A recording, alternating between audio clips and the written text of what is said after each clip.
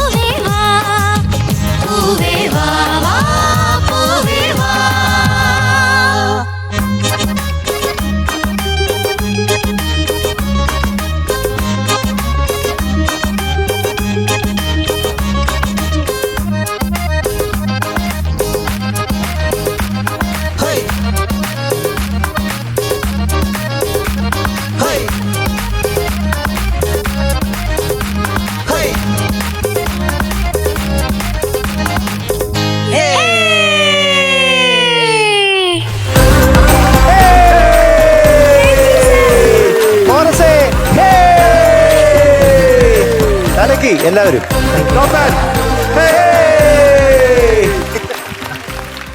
പ്രശാന്ത് കുമാർ ആവണി എന്തോ സാർ? സൂപ്പറാക്കി പാടിയല്ലോ. Thank you sir. ഇതെങ്ങനെ ആവണി? ആവണിക്ക് പറ്റിയ ഒരു പാട്ടായിട്ട് എനിക്ക് തോന്നുന്നു.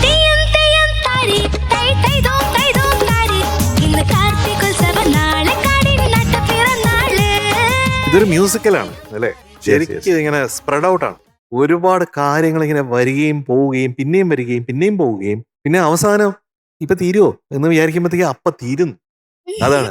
അതും അവസാനത്തെ കലാശക്കൊട്ടെന്ന് പറഞ്ഞാൽ വേറൊരു രീതിയിൽ വന്നിട്ട് വേറൊരു രീതിയിൽ അവസാനിക്കും അല്ലേ? അത് ഭയങ്കര രസമായിട്ടുണ്ട്. പൂവേ വാ പൂവിന്റെ മക്കളെ വാ എന്ന് പാടിയില്ലേ? അതെല്ലാം അവിടെ പാടിയത് അങ്കിൾ ഒത്തിരി. അതെ അതെ അതെ.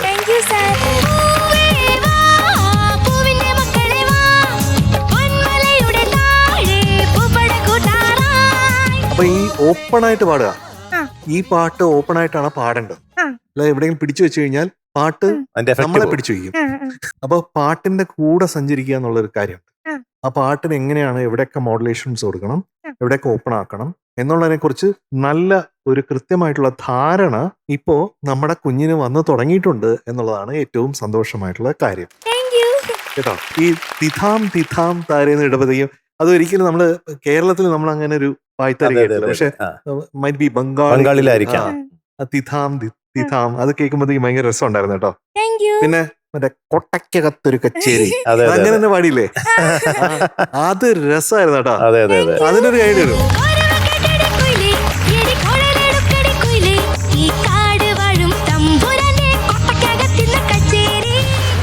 നമ്മളെ ആ പാട്ടിന്റെ കോട്ടയിൽ പിടിച്ചിട്ട് പിന്നെ ആ ഹമ്മിങ് പാടിയില്ലേ, ഹാർമണി പാടിയില്ലേ, അവിടെ ഒരു ക്രൊമാറ്റിക് ഒരു അവസാനത്തെ ഒരു മൂവ്മെന്റ് ഉണ്ട്. അത് അതൊന്ന് കൃത്യമായിട്ടൊന്ന് പാടി കേൾപ്പിക്കാമോ?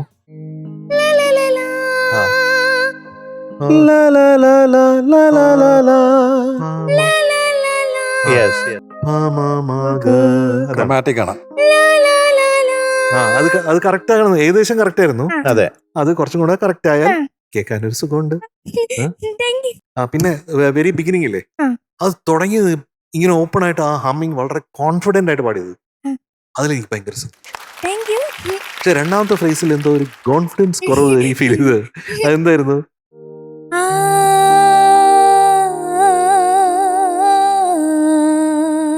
അത് കുറെ കൂടെ ഫാസ്റ്റർ ആണോ എന്ന് എനിക്ക് സംശയമുണ്ട്.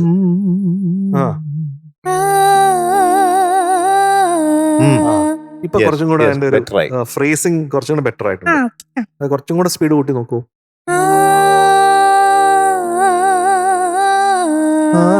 അങ്ങനെ വരുമ്പോ അത് കൃത്യത വേണം ഇങ്ങനെ പാടുമ്പോ. അത് മാത്രാണ്. ഇതൊന്നും വലിയ കുഴപ്പങ്ങളല്ല കേട്ടോ. എന്നാലും എല്ലാം പറയണ്ടേ. പറയുന്നതിന് വേണ്ടി എന്തേലും പറയണ്ടേ നമുക്ക് അല്ലേ? പറയണ്ടേ? പറഞ്ഞില്ലെങ്കിൽ ശരിയാണോ? പറഞ്ഞ കുഴപ്പമില്ല, അപ്പൊ പറഞ്ഞാലേ പറ്റൂ. അതുകൊണ്ടാണ് പറയുന്നത് കേട്ടോ. അല്ലേ ഉണ്ണിച്ചേട്ടാ? അതെ, ആവണിക്കുട്ടി ഈ പാട്ട് ഭയങ്കര ഒരു സന്തോഷത്തിലാണ് പാടിയത്. ഒരു ഇൻഹെറന്റ് ഹാപ്പിനെസ് അല്ലെ, ത്രൂ ഔട്ട് ദ സോങ്. ഒരു ഭയങ്കര സെലിബ്രേഷൻ മൂഡിലാണ് പാടിയത്. പിന്നെ കോറസിനെ പ്രത്യേകിച്ചും അപ്രീഷിയേറ്റ് ചെയ്യണം. അസലായിട്ട് പാടി അവർ, ഗംഭീരമായിട്ട് പാടി മോളെ. ഓക്കെ, ഓരോന്നും ഇങ്ങനെ എടുത്ത് പറയണമെന്നില്ല. ത്രൂ ഔട്ട് ദ സോങ് നല്ല സുഖമായിരുന്നു കേൾക്കാൻ. നല്ല കോൺഫിഡന്റ് ആയിട്ട് ഒരു കൺസിസ്റ്റന്റ് ആയിട്ട് പാടി. Okay, good luck. ആവണിക്കുട്ടി, ഈ ഡ്രസ്സിൽ കാണാൻ നല്ലൊരു ഭംഗിയുണ്ട് കേട്ടോ. ഒരു ഐശ്വര്യമൊക്കെ ഉണ്ട് മുഖത്ത്. ഈ മൂക്കുത്തി ഒട്ടിപ്പല്ലേ, തട്ടിപ്പല്ലേ അല്ലേ?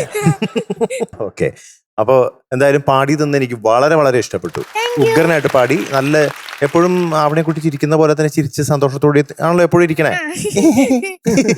എപ്പോഴും അങ്ങനെ ചിരിയല്ലേ? അത് ആ പാട്ടിൽ നന്നായിട്ട് അതുപോലെ തന്നെ ഉണ്ടായിരുന്നു.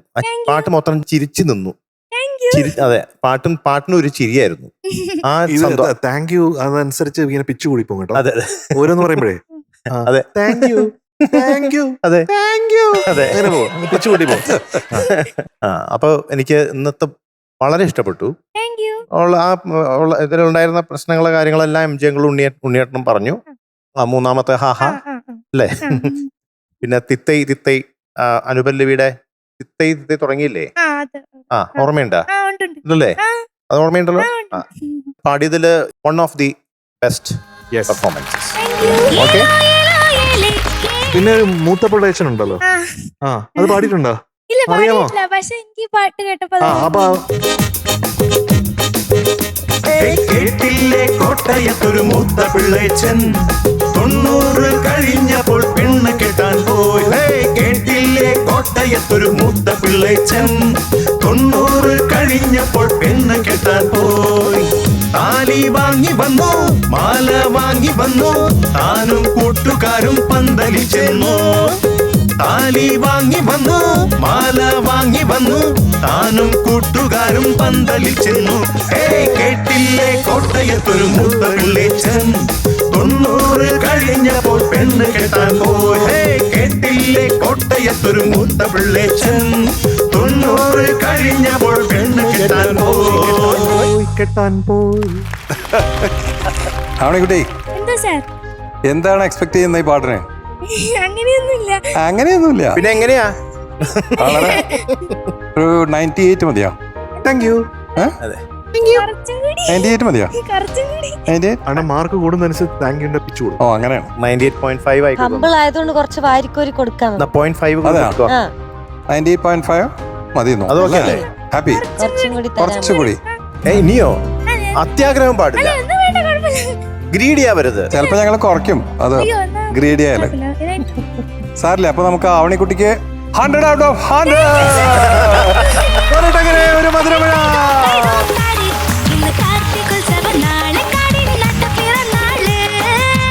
ആവണിക്കുട്ടിയാണ് നമ്മുടെ ഇന്നത്തെ പെർഫോമർ ഓഫ് ദ ഡേ കേട്ടോ.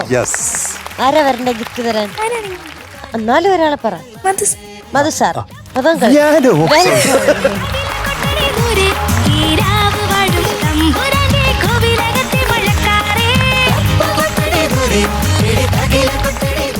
ദിവസവും വില്ലി വൈറ്റ് ഉപയോഗിക്കാറുണ്ടല്ലേ? പല്ലിന്റെ മഞ്ഞ നിറം മാറി തിളങ്ങുന്നുണ്ട്. ഓക്കെ, വില്ലി വൈറ്റിന്റെ ഒരു gift hamper. Thank you Madhu. Thank you. By.